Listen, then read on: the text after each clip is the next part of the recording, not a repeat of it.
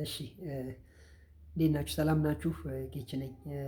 ዛሬ እንግዲህ አንድ ነገር ላሳያችሁ የፈለኩት ከፕሬዠር ሴንሰር ጋር የተያዘ ችግር ነው። በርግጥ ግን ያለው ግን ችግር ምንድነው? እዚህ ዋሽንግ ማሽን ላይ ከነገሩኝ ከስተመሮች ከነገሩኝ የነበረው ችግር አልፎ አልፎ ይሰራል። አልፎ አልፎ ግን ከመጠን በላይ የሆነ ውሃ ያስገባና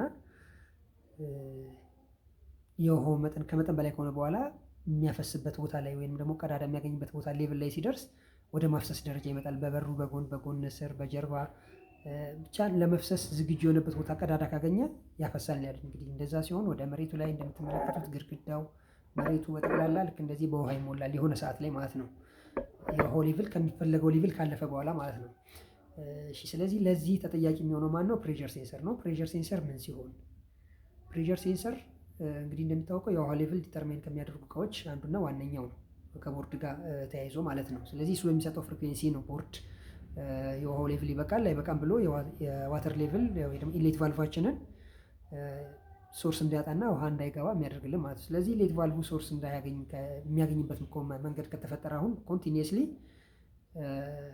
ፕሬዠር ሴንሰር የተሳሳተ ፍሪኩዌንሲ ለቦርድ ያስተላልፋል ማለት ነው። ስለዚህ ፕሬዠር ሴንሰርስ የተሳሳተ ፍሪኩዌንሲ በምን አይነት መንገድ ለቦርድ ሊያስተላልፍ ይችላል? ፕሬዠር ሴንሰር ጋር ያሉ ሪሌትድ የሆኑ ራሱ ወይ ፕሬዠር ሴንሰሩ ችግር ሊኖርበት ይችላል፣ ወይም ደግሞ ኤር ቻምበር ምናልባት በአይት ተበልቶ ከሆነ ወይም ደግሞ ኤር ቻምበሩና ከኤር ቻምበሩ ጋር ተሰክቶ ከኤር ቻምበሩንና ፕሬዠር ሴንሰሩን የሚያገናኝ ሆዝ እሱም ምናልባት ወይ ጉዳት ደርሶበት ወይ አይጥ በልቶት ከተነፈሰ የሚወጣው የአየር መጠን በፕሬዠር ሴንሰር ውስጥ የሚፈጠረውን ነገር እንዳይፈጠር ያደርግብናል ማለት ነው። ያ ማለት ምን ማለት ምንድን ነው? ወደ ኤር ቻምበር የሚገባ አየር ሲመጣ ወደ ኤር ቻምበር የሚመጣ ውሃ ሲገባ ኤር ቻምበር ውስጥ ያለው አየር ወደ ቱቦ ውስጥ ይመጣል። ቱቦ ውስጥ ያለው ደግሞ አየር ደግሞ ይሄድና ፕሬዠር ሴንሰር ጋር ኢንዳክታንስ ቫልዩ እንዲጨምር ያደርጋል ማለት ነው። ስለዚህ ኢንዳክታንስ ቫልዩ እንዲጨምር ካደረገ ፍሪኩዌንሲ እንዲለወጥ ያደርጋል ማለት ነው። ስለዚህ ይህን ምን ላይ እናውቃለን? ሬዞናንት ፍሪኩዌንሲ ላይ ያለን ፎርሙላ ተጠቅመን ማወቅ እንችላለን። ስለዚህ ፍሪኩዌንሲ እየጨመረ ሄደ ማለት ውሃ ኢምፕቲ ሌቭል ውሃ እየቀነሰ ይመጣል ማለት ነው። ውሃ የለም ማለት ነው። ወይም ደግሞ የውሃ ሌቭል እየወረደ ሲመጣ ነው። ያ ማለት ምንድን ነው? ኢንዳክታንስ ሌቭል ሲቀንስ ማለት ነው። ኢንዳክታንስ ሌቭል ደግሞ የሚጨምረው መቼ ነው? ኤር ቻምበር ውስጥ ውሃ ሲገባ ኤር ቻምበር ውስጥ ያለው አየር ወደ ቱቦ ውስጥ ይመጣል። ያ ደግሞ ኢንዳክታንስ ቫልዩ ያስቀይረዋል። ስለዚህ ፍሪኩዌንሲ እየጨመረ ይመጣል ማለት ነው። ስለዚህ አሁን በኢምፒቲ ሌቭል ላይ ነው የሚገኘው 25.5 እስከ 27.1 ፍሪኩዌንሲ ላይ ነው የሚገኘው።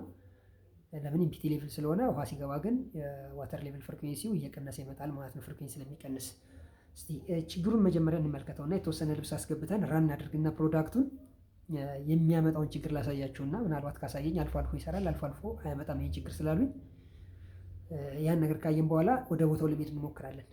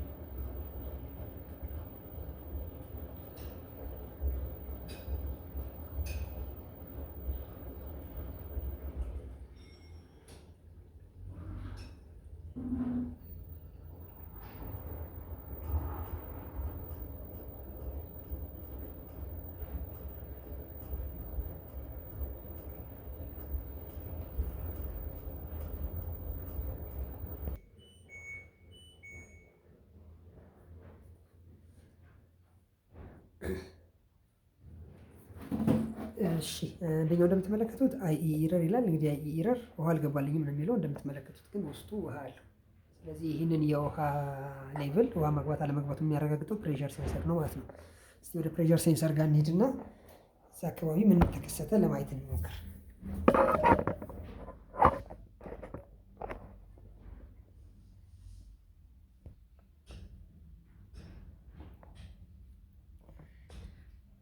እሺ እንደምትመለከቱት እዚህ ስር ውሃ እየፈሰሰ ይታያችኋል አይደል? ይሄ የሚፈሰው ውሃ ከየት ነው የመጣው?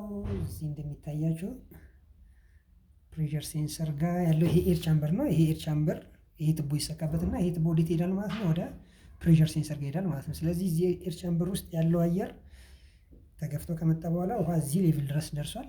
እንደምትመለከቱት ውሃ እዚህ ያስተነፈሰ ነው ማለት ነው። ስለዚህ እንደዚህ አይነት ነገር መኖር አልነበረበትም። ይሄ ድፍን ነበር መሆን ያለበት።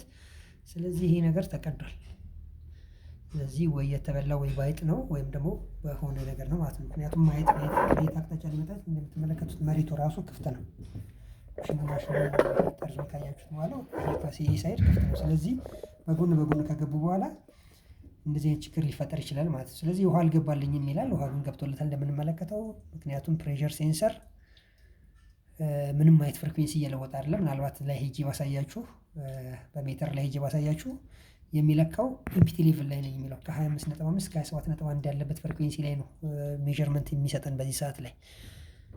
እሺ ስለዚህ ይህን ነገር ለማስተካከል እንሞክራለን። እንግዲህ በድጋሚ ደግሞ እንመለከተዋለን ማለት ነው።